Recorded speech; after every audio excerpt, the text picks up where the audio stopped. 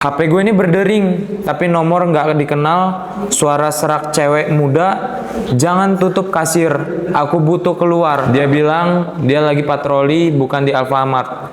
Gudangnya ditutup, gue jadi ragu, siapa ini yang pesan? Gue baru sadar, shift malam ini bakalan beda.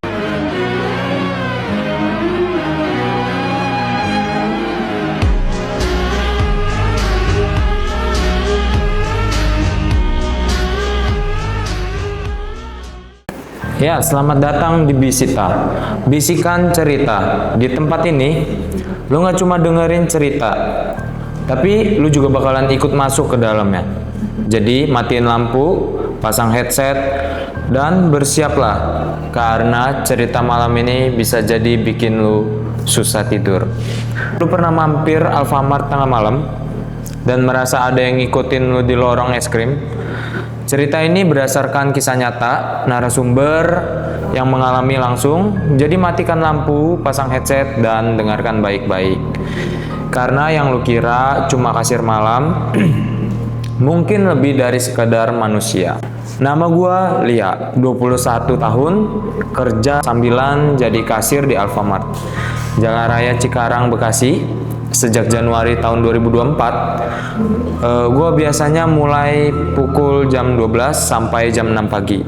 Suasana malam selalu sepi, cuma suara mesin pendingin dan kaset mesin kopi otomatis yang nyala terus. Senin malam di tanggal 5 Februari, suasana makin sunyi. Gue cek etalase, cuma ada 2 pelanggan. Ojek online yang beli minuman, dan satpam komplek yang beli rokok. Setelah mereka pergi, toko kosong, lampu lorong es krim berkedip. Gua ngerasa ada sesuatu di sudut toko. Gua lewatin lorong freezer es krim itu, ngebalikin juga stoknya. Pas lampu nyala, singkat, gua lihat bayangan sosok cewek berdiri di ujung. Rambutnya itu kan panjang, bajunya putih, mukanya ke dalam freezer, suara drop es krim, lalu jatuh. Gue panggil mbak itu, "Mbak," tapi gak ada jawaban sama sekali. Gue kembali ke kasir, tangan gue udah mulai gemeter. Gue cek CCTV sekilas, tapi rekaman lorong es krim gak ketangkep apapun. Mesin TV kecil di pojok juga mati sendiri. Sinyal handphone gue hilang. Gue baru sadar, shift malam ini bakalan beda. Jam udah nunjukin pukul 2.13 ketika lonceng pintu masuk bunyi. Padahal gue gak lihat pintu kebuka sama sekali. Gue angkat dan panik. "Selamat malam," tapi yang gue panggil cuma kosong. Di layar kasir muncul nama transaksi Putri dan total belanjanya itu 0 rupiah, tapi gak ada barang. Gue cek di daftar karyawan, gak ada nama Putri, cuma gue, satpam, dan penjaga gudang. Gue telepon satpam ya, dia bilang dia lagi patroli, bukan di Alfamart. Gudangnya ditutup, gue jadi ragu, siapa ini yang pesan? Gue mutusin buat cek gudang sebelah lorong rokok. Pintu terkunci dari luar, tapi di dalam gue dengar suara tertawa. Seperti tertawa anak kecil. Gue nunduk di depan pintu berharap satpam atau tukang bersih-bersih datang, tapi suara itu makin lama makin dekat, tapi lalu hilang. Gue kembali ke kasir, cek playlist radionya. Semula lagu pop pelan, tiba-tiba berganti lagu anak-anak Belanda, bahasa asing yang gue nggak ngerti sama sekali. Suara naratornya juga nggak ngerti, lirik tentang pintu tertutup dan bayangan yang butuh teman. Udara di dalam Alfamart mendadak berubah dingin. Suhu mesin juga pendingin tercatat 5 derajat Celcius, padahal biasanya itu mencapai 12 derajat Celcius. Nafas gua mulai berkabut, dan di kaca pintu kulkas muncul embun, membentuk tulisan samar, "Temani aku." Pas gua lirik ke rak snack, gua lihat celah antara 2 tumpuk keripik. Di situ ada kaki kecil berbaju putih, tapi gak gerak sama sekali gitu. Gua ambil lampu senter, hanya untuk ngecek ruangan kosong itu. Tapi suara gesekan gak kedengar dari belakang. Gua kaget mendadak ada suara tipis. Lia, nama gua disebut. Gua balik, gak ada siapa-siapa. Suara itu keluar dari mikrofon. Padahal gua gak kepencet tombol layar kasir atau apapun itu yang menampilkan tulisan merah, selesaikan duniaku. Setelah itu gua cek rekaman dari DVR, terhapus otomatis. Hanya satu frame tersisa, bayangan cewek di lorong es krim, mukanya pucat, matanya kosong. Frame itu muncul di layar beberapa detik, lalu di DVR itu ke-restart sendiri. HP gue ini berdering, tapi nomor nggak dikenal.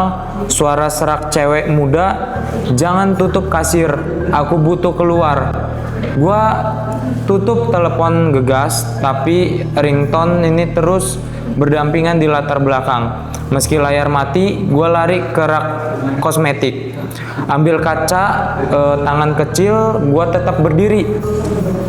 Tapi bayangan di kaca bukan gue. Rambut panjang itu, baju putih itu, dan bibir berdarah itu. Gue lompat ke belakang, tapi pantulan itu tetap ada di kaca, seperti diduplikat. Tiba-tiba alarm anti pencuri berbunyi dengan kencang, lampu sorot hijau dan merah bergantian. Suara sirine makin keras, pintu keluar otomatis terkunci, gak terjebak di dalam toko dengan teman yang tak terlihat. Di lorong belakang kasir, angka kaki terdengar. 4, 5, 6, berbalik arah 7, 8, mengekor. Gue terdiam di pojok, napasnya mulai menahan sampai langkah itu menghilang. Gue mengintip rak minuman terus bergetar sendiri. Saat gue memunggungi pintu darurat, gue rasakan sentuhan yang benar-benar dingin di bahu. Gue jerit berbalik kosong, tapi di lantai ada bekas cakar merah seperti kuku yang panjang gesek vinyl. Gue pelototin smartphone demi sekatup sinyal. Gue rekam audio, terdengar bisikan panjang, aku mau pulang. Dan suara itu rengkan seperti anak kecil. Gue mainkan balik. Di akhir rekaman terdengar jeritan jeru. Sopir bus Bekasi, ternyata audio korup menimpa suara gue. Lampu neon di plafon tiba-tiba mati. Semuanya mati. Gelap gulita, gue pegang gagang pintu dan gue ngerasain takut yang benar-benar serem banget. Tiba-tiba sorot ultra biru dari pintu freezer menyilaukan. Bayangan cewek itu berdiri sambil melambaikan tangan. Gue lari ke meja kasir, pakai master key, dan lalu gue buka pintu itu. Tapi pas gembok terlepas, gue ngerasa mual parah. Ada bau tubuh busuk, bau kayak pelapuk, dan bau mayat. Pintu terbuka dan gue lari tercepat mungkin keluar tanpa menoleh. Gue mulai lumpuh di jalan. Lihat jam tangan pukul 5:29. Shift berakhir 1 menit lagi, seperti semacam siklus terulang. Sopir taksi online berhenti gila. Dia buru-buru narik, mungkin trauma aja sih.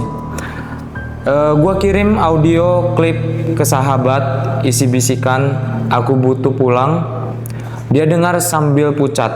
Katanya, Lia, jangan lagi.